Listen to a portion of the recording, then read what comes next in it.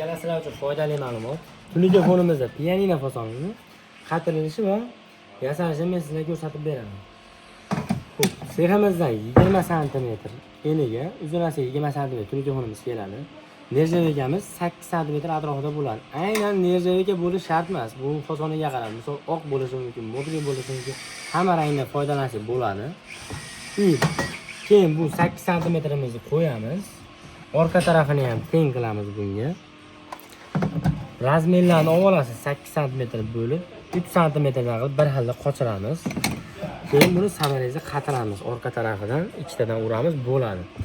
Buni qatirilishini men sizlarga ko'rsatib beraman. 20 sm joyimizni oddiy atqut listdan 19,5 qolasizlar. Shu holatda qatiriladi.